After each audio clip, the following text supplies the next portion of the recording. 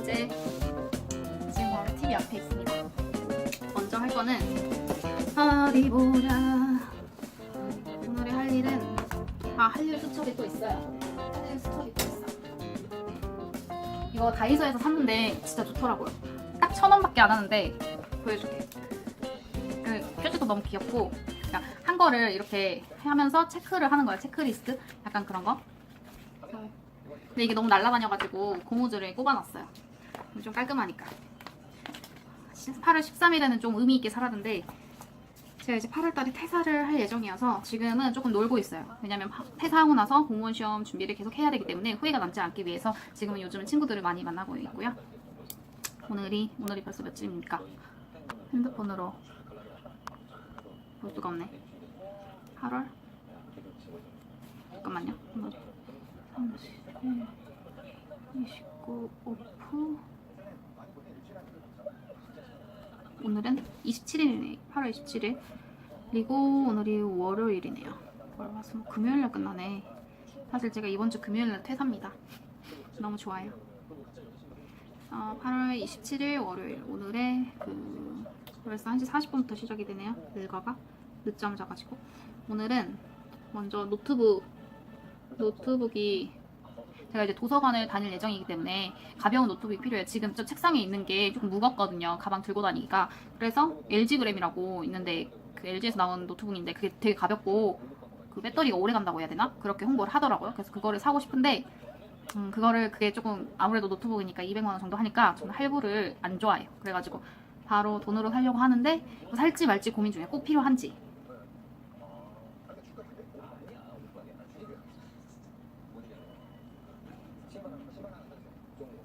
고민을 일단 계속 해봐야 되고요. 장점과 한번 단점을 써보고 비교를 해보고 고민을 해볼 예정입니다. 그리고 지금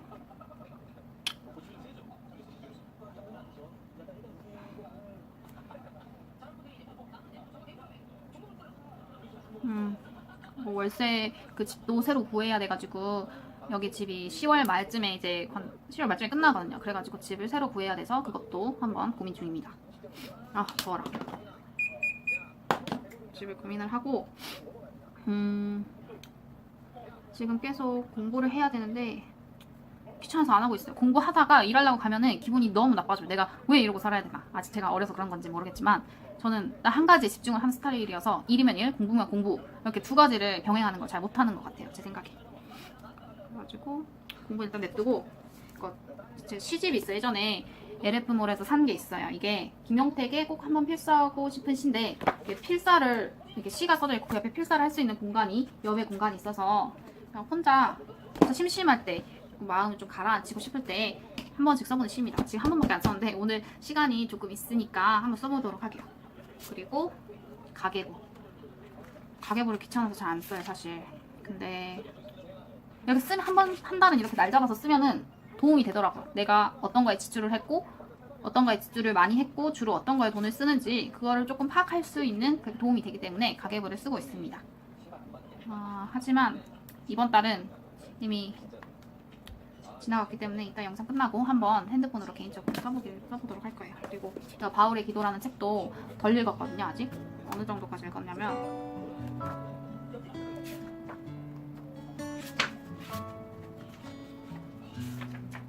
합당한 간구까지는 읽었는데 남을 위한 기도 챕터를 이제 읽어야 되거든요. 요즘 친구들이 좀 마음이 어려운 친구들도 있고 제가 기도하고 싶은 마음이 들 때가 있어요. 근데 하고 싶은 마음은 있는데 못하는 날들이 더 많아요. 바쁘기도 하고 귀찮기도 하고. 하지만 그래도 남을 위한 기도는 되게 좋은 것 같아서 오늘은 이 챕터 하나를 읽어보고 묵상하는 시간을 가지려고 합니다. 기독교이기 때문에요. 이거를 그대로 써보면 남을 위한 기도 읽고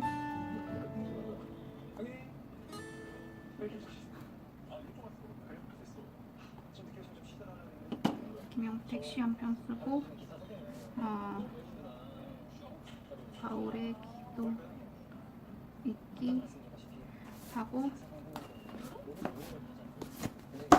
그리고 제가 이제 2017년 11월부터 쓰는 다이어리가 있어요. 근데 다이어리를 쓰면 좋은 게 뭐냐면 삶을 한번 되돌아볼 수 있는 그런 계기가 되는 것 같아서 저는 이제 다이어리 쓰는 거를 권고합니다. 여러분도 한번 써보면은 뭐라고 해야지? 물론 바빠가지고 이렇게 일주일에 완전 빈 날도 있어요.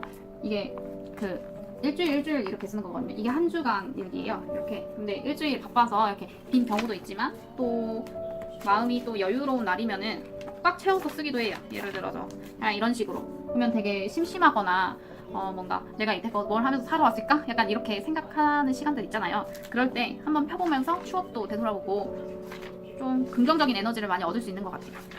오늘은 밀린 일기를 쓸 겁니다. 밀린 일기도 쓸 거예요.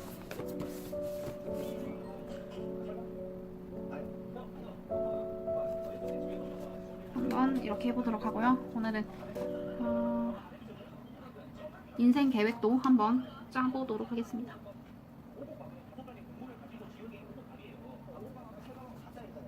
그리고 이따가 5시에 약속이기 때문에 근데 가까워요. 약속 장소가. 그래서 넉넉 잡아 4시 반? 4시 반쯤 나가서 기다리면 될 것 같습니다.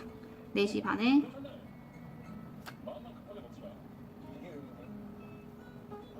외출하고 바로 왠지 카페에 가서 수다를 떨고 밥을 먹고 출근을 할 것 같아요. 느낌상.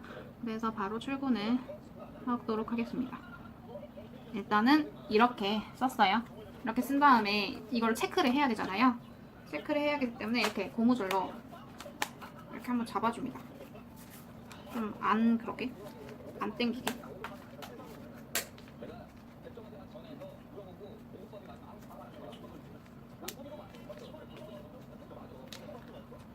이렇게 해줍니다. 이렇게 하면 체크를 하면 되게 뿌듯해요. 하면서도 중간중간 물 한 번씩 먹어주시고 잡으면 시끄러우니까 꺼줍니다.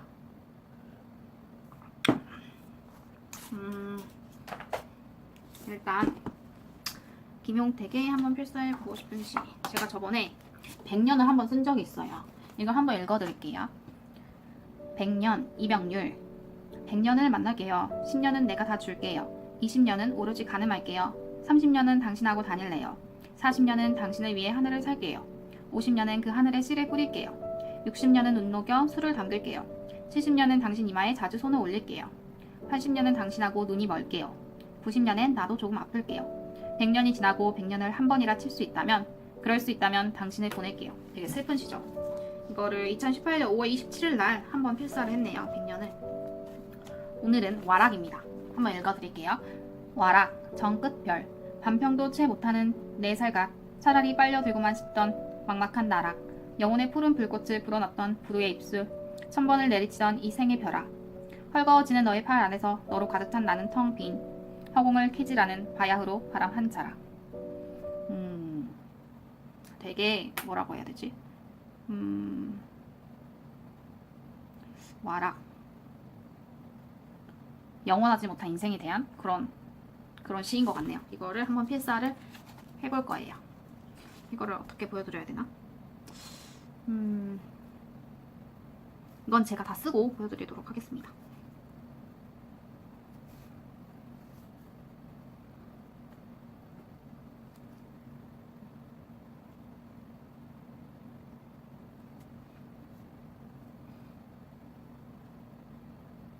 정끝별이래요. 이걸 쓴 사람이. 끝별. 되게 이쁘다 이름이.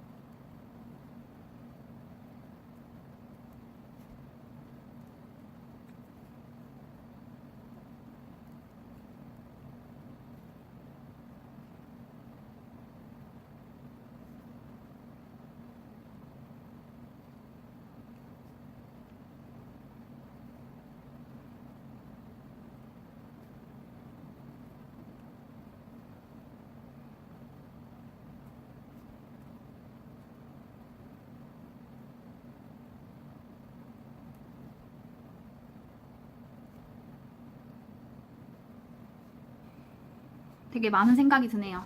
제가 이제 퇴사를 앞둬서 그런지 직업이 간호사예요. 3교대를 하는. 근데 학자금 대출금이 많이 있었거든요. 그래서 그거를 갚느라고 학자금 대출을 갚느라고 1년 9개월? 2년 채 못되게 계속 일을 했었어요. 3교대를. 근데 워낙 간호사가 제 체질에도 안 맞고 해서 이제 학자금을 이번 연도 한 1월인가 2월에 다 갚았거든요. 갚자마자 퇴사를 했어요. 그리고 이제 마지막으로 이제 요양병원에 한번 근무해보고 진짜 아니면은 내가 공무원을 진짜 준비해봐야겠다. 그런 마음가짐으로 이제 요양병원에 이제 6개월 꽉 차게 지금 근무하고 있거든요. 근데 아닌 거예요, 이게. 몸도 너무 힘들고 이 3교대라는 그 패턴이 저한테는 너무 안 맞더라고. 삶이 좀 우울해지고 사람이 막 화도 나고, 물론 금전적으로는 문제가 없는데 이게 정신적으로 많이 힘들더라고요. 환자를 케어하는 데 있어서.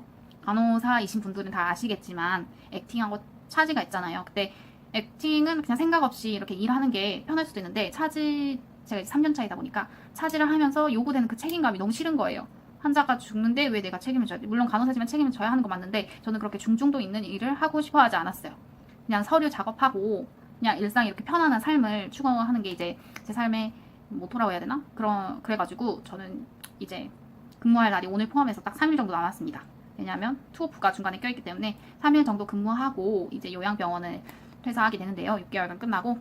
그래서 이제 한 2년 정도 공무원 시험을 준비해 볼까 합니다. 근데 이번 1년에 됐으면 좋겠지만 이제 결과가 어떻게 될지는 아무도 모르는 거고, 저는 이제 9월부터 본격적인 공부를 시작해서 내년 6월에 결과를 보고 이 공부를 계속 할지 끝낼지 말지도 그때 가서 결정을 하려고 합니다. 어차피 고민해봤자 바뀌는 건 아무것도 없으니까.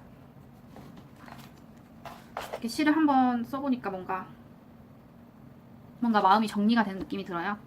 제가 꿈이 작가거든요. 물론 지금은 생계 때문에 간호사를 하고 공무원을 하겠지만 취미로는 이렇게 글을 읽고 쓰는 것도 좋아하고 그래요. 그래서 그렇습니다. 저는 나중에 노후에 작가가 되고 싶어요. 지금은 아니지만 그래도 이렇게 조금씩 다가가려고 노력하는 편입니다. 그리고 이제 바울의 기도를 한번 읽어볼게요. 남을 위한 기도. 저 소리내서 읽는 것도 좋아해요. 왜냐면은 소리내서 읽으면 좀 더 이 내용이 머리에 쏙쏙 들어오는 느낌이 조금 들기 때문에 이게 별로 안 되거든요. 한번 읽어드릴게요. 많은 사람들이 생각하는 교회는 대체로 좋은 곳이다. 교제와 우정을 나눌 수 있는 곳이며 때로 직장 등의 긴장된 관계의 압박감에서 벗어날 수 있는 제법 안전한 안식처가 되기도 한다. 최선의 경우 교회에는 미적인 감각과 고급 파이프 오르간도 있을 수 있다. 그렇다. 교회는 좋은 곳인데 딱 한 가지가 문제다. 반감을 주는 교인들이 많다는 것이다. 사람 없는 교회, 사람 없는 예배를 마음껏 누릴 수 있다면 얼마나 좋을까? 물론 모든 사람을 말하는 것은 아니다. 괜찮은 사람들도 있다. 하지만 상당수의 교인들이 당장 어딘가로 멀리 가버린다면 분명히 교회는 훨씬 더 놀라운 곳이 될 것이다. 그러나 이렇듯 익살맞게 불만을 표출하는 순간 우리는 혼자만 옳은 척하는 자신의 모습에 쓴웃음을 짓지 않을 수 없다. 포고라는 옛날 만화의 명대사에 그것이 잘 표현되어 있다. 적을 만나고 보니 바로 우리였다. 사실 교회는 사람들이며 나도 그중 하나다. 교회는 건물이 아니고 왕국이나 목사는 더더욱 아니다. 교회는 사람들이다. 게다가 우리는 다 타락한 사람들이다. 물론 용서받았고 성화의 과정에 있지만 그래도 새하늘과 새 땅의 특징인 완성과는 아직 거리가 멀다. 한마디로 교회란 우리다. 사실 성숙하고 통찰력 있는 그리스도인 지도자들은 그리스도인의 삶과 봉사의 모든 측면을 항상 사람들과 연관시킨다. 그들은 추상적 매력만 보고 프로그램을 짜지 않는다. 마치 하나님의 사람들이 프로그램을 성사시키기 위해 존재한다는 듯 프로그램을 옹호하려고 사람들의 헌신을 요구하는 일은 더더욱 없다. 아무리 미적으로 보기 좋고 학식적으로 뛰어난 제안일지라도 모든 제안을 평가할 때 늘 사람들에게 유익한가를 따진다. 그 앞뒤가 바뀌지 않는다. 마찬가지로 교회의 성숙한 설교자들이 설교를 작성하는 주 목적은 자신의 학식, 유머, 언변, 주의 실력 따위로 명성을 얻기 위해서가 아니다. 그들이 작성하는 설교는 사람들을 돕기 위한 것이다. 사람들을 양육하고 교훈하고 꾸짖고 책망하고 격려하고 도전하기 위한 것이다. 나아가 지도자를 뽑을 때도 우리는 카리스마, 권력, 교육, 학식, 자신을 홍보하는 능력, 교회 내 파워를 조성하려는 욕심 따위에 근거하지 않는다. 오히려 우리는 이렇게 묻는다. 사람들은 그리스도께로 가장 잘 인도할 지도자는 누구인가? 하나님의 사람들을 가장 잘 양육하여 교회를 세울 지도자는 누구인가? 하나님의 사람들에게 가장 유익한 것은 무엇인가? 물론 프로그램이 반드시 학문적인 면에서 부실하고 설교자가 반드시 아무렇게나 주의하거나 지도자의 학식이 반드시 부족해야 한다는 뜻은 아니다. 천만의 말이다. 그런 부분에서 어느 정도 전문성을 갖추면 하나님의 사람들에게 가장 유익한 것이 무엇인가? 라는 기본적인 질문을 답하는 데 도움이 될 수 있다. 그러나 이 기본 질문만은 결코 다른 것으로 대체되어서는 안 된다. 설교와 프로그램과 지도자는 그 자체로 목표가 아니라 본래 하나님의 사람들을 섬기기 위한 것이다. 물론 어떤 사람은 우리의 궁극적 목표는 하나님을 섬기는 것이지 사람들을 섬기는 게 아니라며 반론을 제기할 수 있다. 우리는 무엇보다 살아계신 하나님의 종이므로 그분을 기쁘게 하는 게 목표여야 한다. 하나님의 사람들을 섬긴다는 논리는 분명히 약간 빗나간 것이다. 우리가 헌신하여 섬길 대상은 우선 하나님 자신이 아니겠는가? 라고 주장할 수 있다.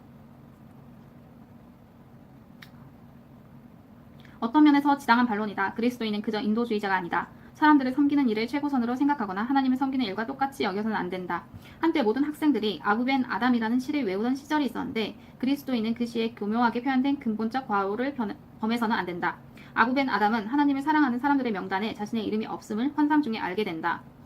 약간 당황한 그는 기록하는 천사에게 자신을 동료 인간을 사랑하는 사람으로 적어달라고 부탁한다. 천사가 그렇게 적고 사라졌다가 이튿날 밤에 돌아와서 하는 말이 하나님을 사랑하여 복을 받은 모든 사람들 중 벤 아담의 이름이 맨 위에 있다고 알려준다. 사고하는 그리스도인치고 이런 감상적인 허튼 소리에 오래 공감할 사람은 없다. 예수께서 가르치신 계명도 첫째는 마음과 목숨과 뜻을 다하여 하나님을 사랑하는 것이고 둘째는 이웃을 자신처럼 사랑하는 것이다. 그분은 두 계명이 서로 같다는 식으로 말씀하지 않으셨다. 어림없는 소리다. 오히려 그분은 두 계명을 넣어보려고요. 이게 영상이 끊기네 되게. 또 지금 문제가 와가지고 아무튼 이렇게 조그만하게 자막을 한번 넣어보도록 편집하는 실력을 조금씩 늘리도록 해보겠습니다.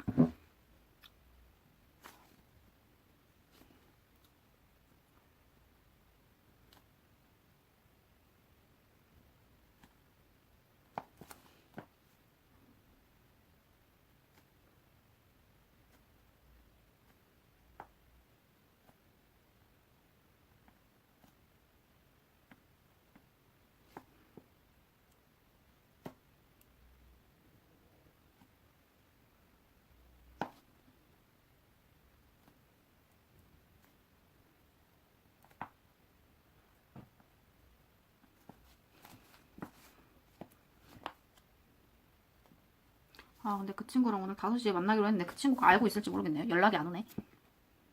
아무튼 편집하는 걸 조금씩 해봐야겠어.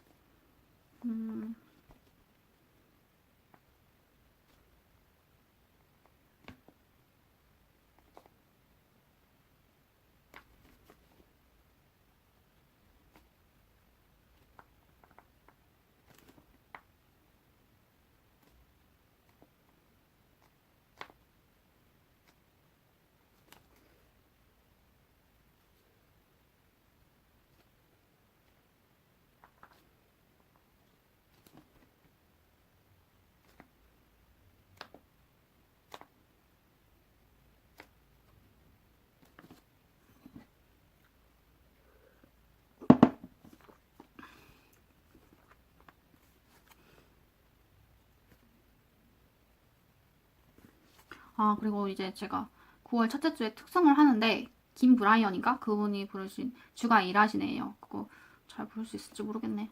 연습을 좀 해봐야 되는데 연습할 곳이 마땅히 없어요. 여기 원룸이니까 방 잘 안 되거든요.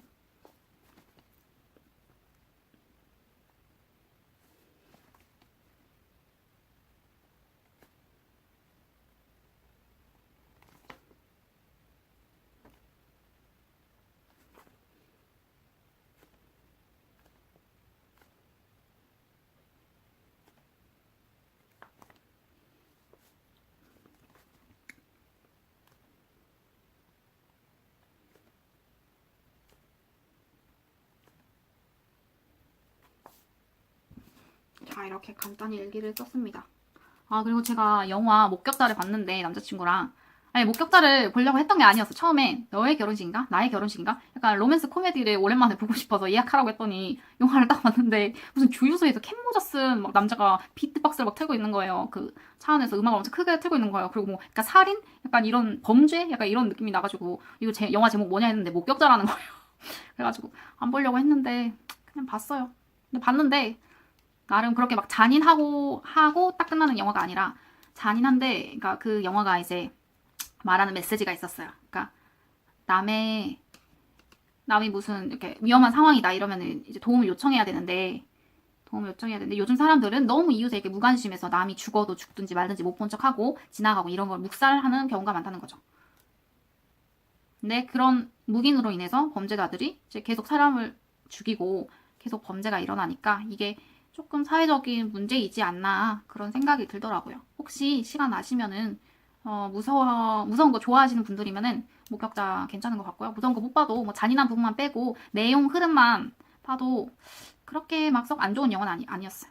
그냥 볼만했다. 나도 남이 어려웠거나 위험한 상황이 닥치면 나조차도 그렇게 묵인하지 않을까 하는 양심에 대해서 생각해보는 계기가 되었던 것 같아요. 오늘도 봐주셔서 감사합니다. 안녕.